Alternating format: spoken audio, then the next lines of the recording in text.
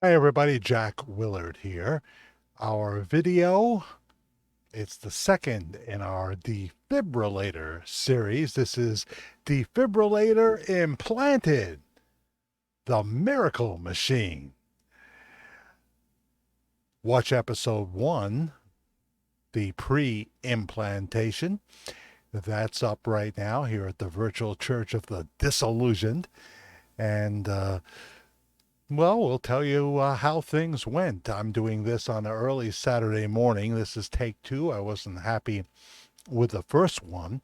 So now it's after 3 o'clock in the morning and I've got to get to sleep, but I wanted you to have this information.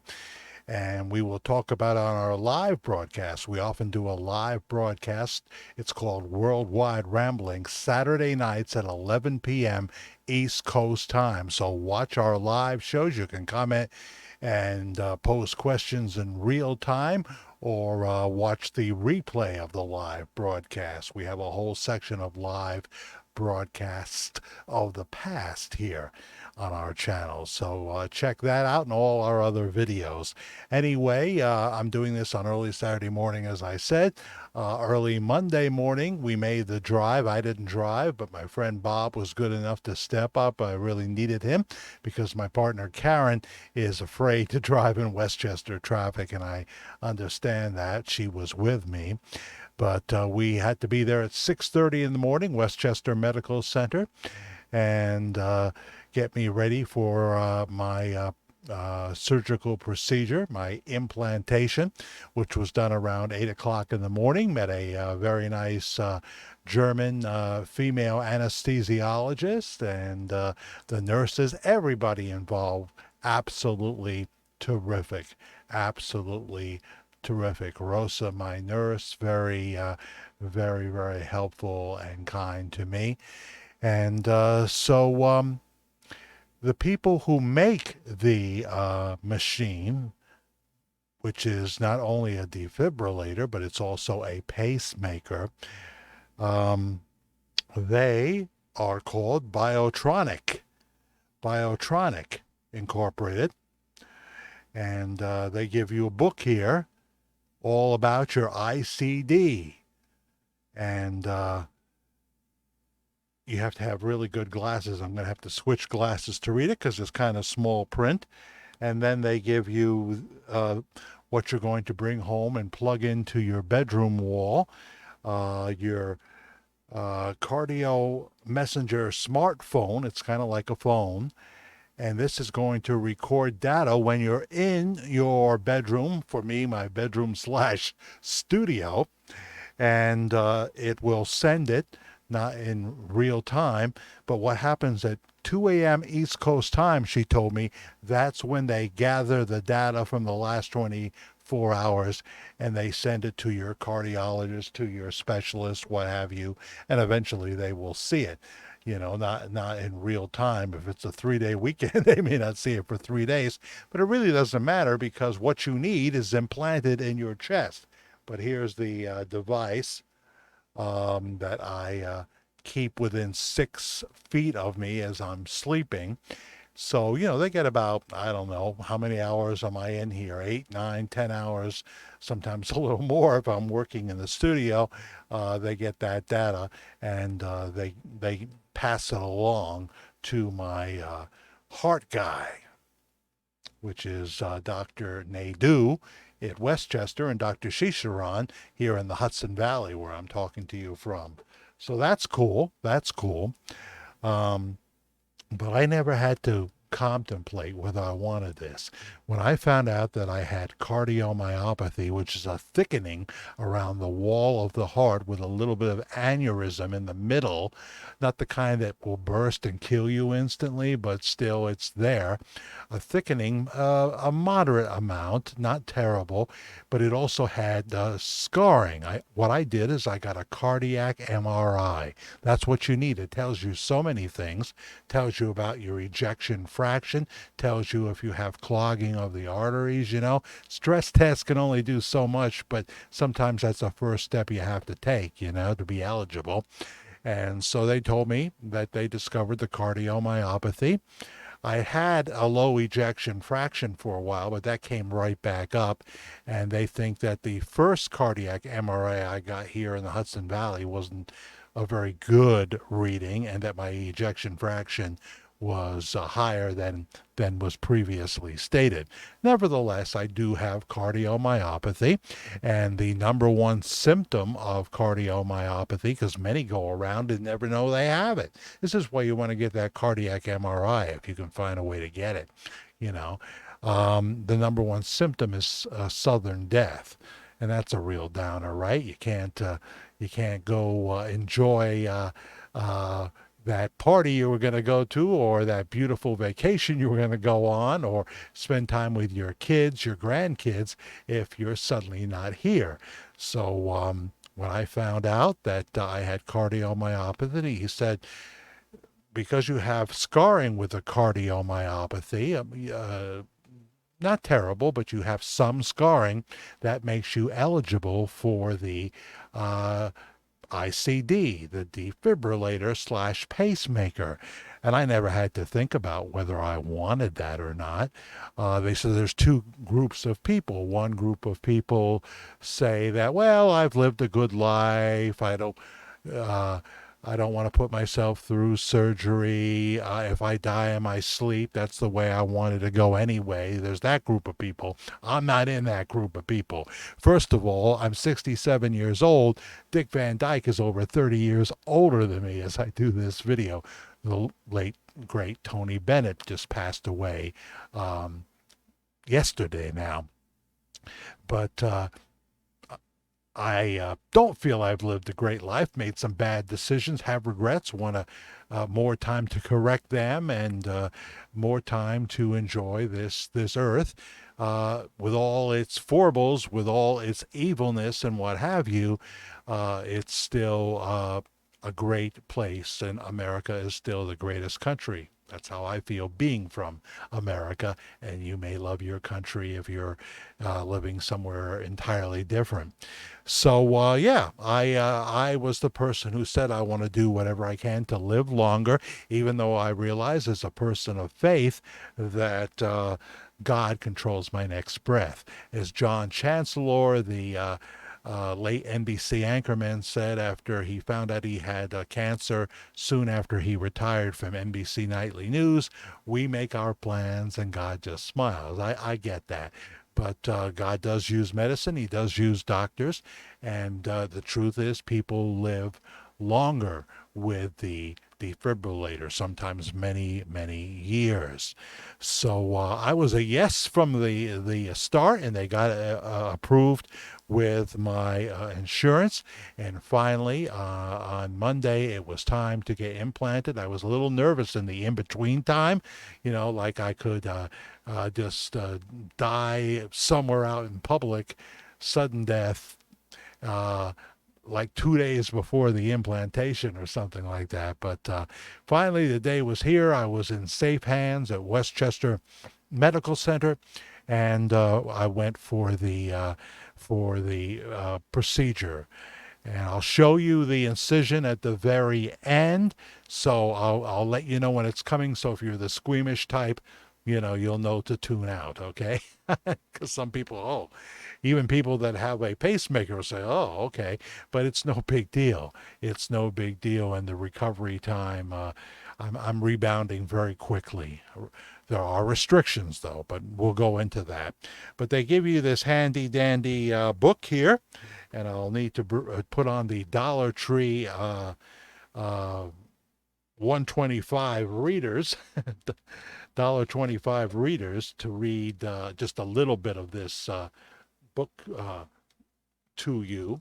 A little bit of this book to you. This is a short video, but I would love to hear from you. I want to hear your story, your questions, your comments, and my personal email is jackthefairguy, F-A-I-R, jackthefairguy@gmail.com. And you can also comment right here in the video, and we'll interact here. But if you want to do it privately, jackthefairguy@gmail.com. So they give you the information because they know people have a lot of questions. Some have fears and what have you. things that may come up. Question and answers about the ICD. If you have just learned that you need an ICD, or you have just had your ICD implanted, you probably have many questions and a lot of different emotions. Well, basically, my overriding emotion is joy. I feel no depression, that I have it at all. I'm thrilled to have it. I'm thrilled to have it. But different people will have different reactions. You probably have many questions and a lot of different emotions. Many people who get an ICD get the news that they need an ICD suddenly before they ever realized they had any kind of heart problem. That was not me. I knew about it for a period of a couple of months. This can be a confusing time. But let us look at a few facts you may not have known about ICDs. ICDs have been around for decades. I didn't realize that they have. They may seem like a modern day marvel, but they have been around and they have been used to treat millions of people worldwide since the late 1980s. Hundreds of thousands of people all around the globe have an ICD right now. You are joining a very large group, people with ICDs, a defibrillator / pacemaker implanted in their chest. While most of the people who get ICDs are senior citizens, these devices are in people of all ages, including teenagers and adults, like athletes. You know, people have died. Athletes have died of cardiomyopathy in their 30s or 20s. They didn't know they had it, and that is a big problem, not knowing you have it. And if they had the defibrillator, they would have lived. In fact, there's I believe, a famous soccer player that played and won a championship with a defibrillator implanted in his chest. So it worked for him. It worked for him. So ICDs have saved thousands of lives by rescuing people from life-threatening rhythm disorders. Biotronic has been at work for more than half a century making implantable devices to treat heart rhythm disorders, but now it has come full scale. So they tell you everything here, you know, why do I need an ICD, etc., etc., and you can probably find this book online from Biotronic, all about your ICD. So now, out of the people who get a defibrillator, only perhaps 20 in 100 people will ever get shocked in their lifetime. If you are one of those people that gets shocked, I'm told, people have said, that it feels like you got kicked in the chest. Boom. You're going to know about it. So you don't really want to be driving 65 on the freeway, the thruway, the highway when that happens, you know. I think what will happen, because what happens first is if your device senses that your heart is having problems with the rhythm, it will begin to work on that to try to regulate. It will work as a pacemaker to regulate your heart rhythm. And I think you will know that's happening, but I don't know. If it ever happens, I'll do a video on it, and I'll comment in this thread as well, telling you about that. But I think you'll have enough time to say, gee, something's not right. I'm going to pull over. I'm going to pull over, you know. Otherwise, you've just got to try to, oh, okay, I knew this could happen, and get off the road, you know, get off the road. You're not supposed to drive for a while after you have your ICD, and you're not supposed to do any heavy lifting, no more than 10 pounds for at least 6 weeks. Lay off the cigarettes. Cardiomyopathy, maybe you have AFib, which is another reason sometimes for a defibrillator. It's time to give up the cigarettes. Alcohol only in small doses or not at all. Cardiomyopathy, for example, and alcohol doesn't really mix. But if you have a moderate amount, once in a while you have your margarita or whatever, I always say, if I'm going to have a margarita, I say, could you put like half the tequila you would normally put in? Some of them will think, well, we want him to come back, so we'll over pour, and I don't want that. I didn't want that when I didn't have cardiomyopathy. I don't want to drink so strong I can't enjoy the fruity flavor of it, you know. So there is that. But people do live very long lives, and they will give you this booklet. Looks like a cell phone. You plug it in, and every morning at 2 a.m. East Coast time, it sends the previous 24 hours of data, whatever it has, because I'm not in this room next to this machine 24 hours a day. But whatever it has, it sends to your cardiologist or your heart specialist, and whenever they see it, they see it. But you don't have to worry. Now, sometimes when they're not near this machine, and they get a shock. This has happened to people. They don't tell anybody. They don't tell anybody. I know exactly why they don't. My partner Karen swims with a guy now. I don't know about swimming with these things, and I especially wouldn't go in a hot tub. They mentioned the hot tub thing. You know, I wouldn't do it.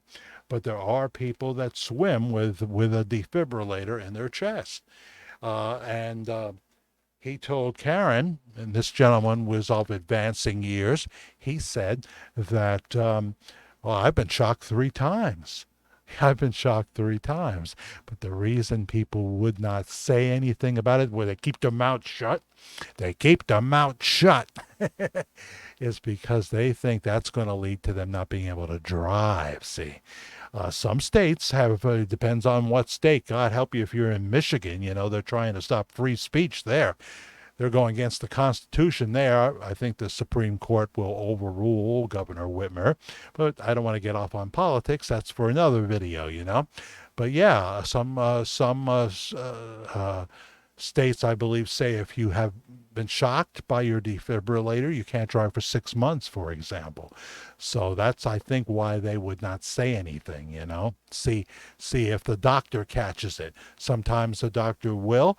I'm a little confused at this state whether my actual defibrillator can, when it gets to the point where it has to shock you, I think that information also transmits to your cardiologist, to your specialist. I have a name for mine.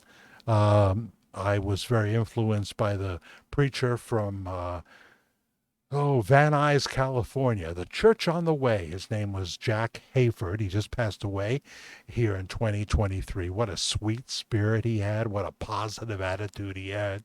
And you can find his material on YouTube, etc. But so I call my just like I named my car, I named my defibrillator Hayford.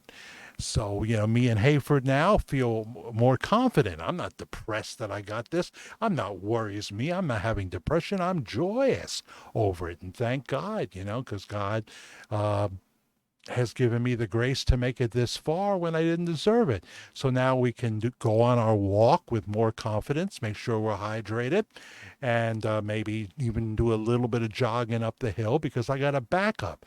I got a backup that can help me. You know, it's not guaranteed because as I said before, my next breath is not controlled by a machine, but in my belief by God. Now, so they gave me some instructions. Now, what was the scary part? Was there any scary part?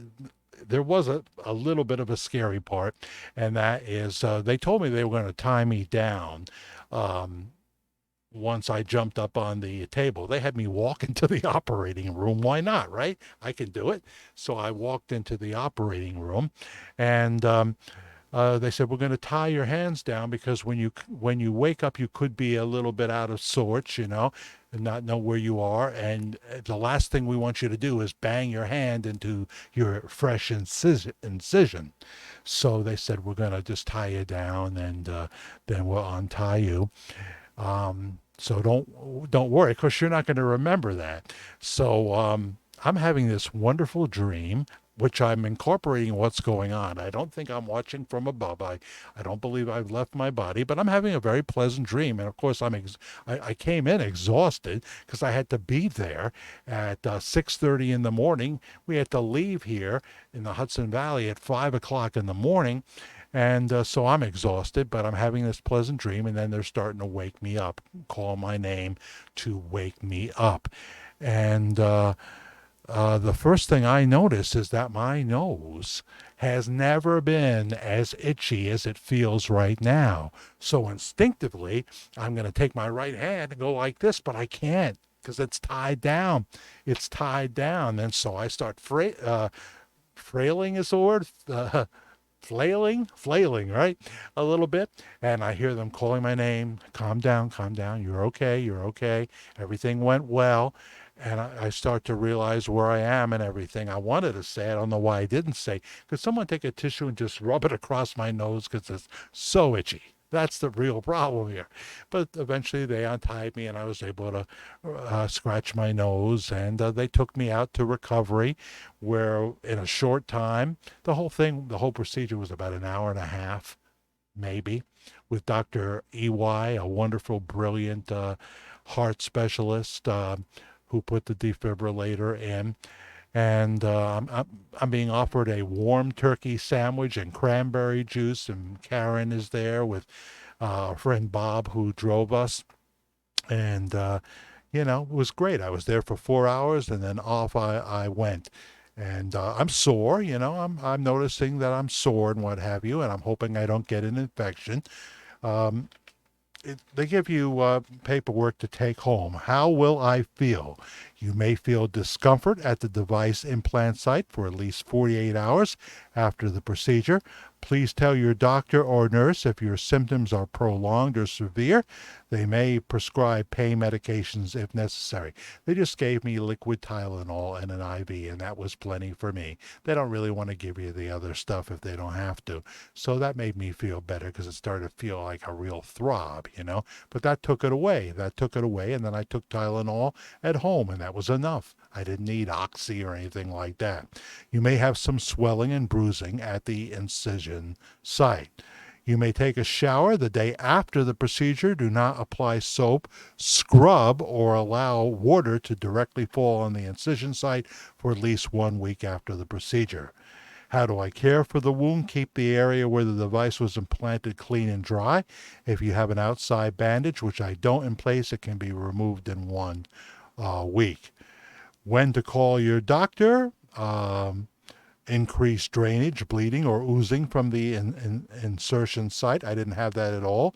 Opening up the incision, that would be telltale, wouldn't it? Redness, swelling, or warmth around the device insertion site. A temperature greater than 100.8. Excessive pain, dizziness, palpitations. You may, restrictions after your procedure. You may move your arms normally, but do not raise your affected arm. That's usually your left arm, unless they can't and have to go for the right. And then they have to put the leads, because they're going to put leads attached to your heart, Besides the device, there are leads that are going to attach to the top and bottom of your heart. For 6 weeks, you cannot be raising your hand above your head like that. No golfing, swimming, tennis, bowling. Keep away from hot tubs. I don't think they're ever good when you have a cardiomyopathy and you have the ICD, the defibrillator slash pacemaker implanted. Do not lift objects that weigh more than 10 pounds for 2 weeks. After the procedure, avoid activities that require pushing or pulling heavy objects, such as shoveling the snow or mowing the lawn for at least 2 weeks.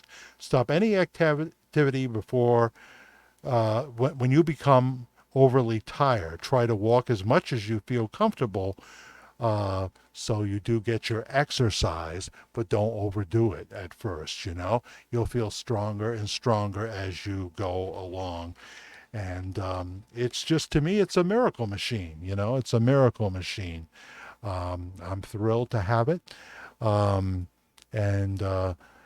I'm going to show you the incision site in just a second, so thanks for stopping. If you don't want to see that, check out all our videos here at the Virtual Church and join us live on most Saturday nights for Worldwide Ramblings, 11 p.m. East Coast time, US of A. All right? So, here it is. um, I still have the surgical, that dark stuff they put around it. I've got to start to get that out of there. I got it off this part of my chest, but that's the incision site. And they said it could feel like you're carrying around a small bar of soap and protrude from your skin like that, but doesn't really seem to be doing that for me. And I'm just giving it 4 stars and a heartfelt thanks to the people at Westchester Medical Center. Tell me your story. Jack the Fair Guy, F-A-I-R, jackthefairguy at gmail.com.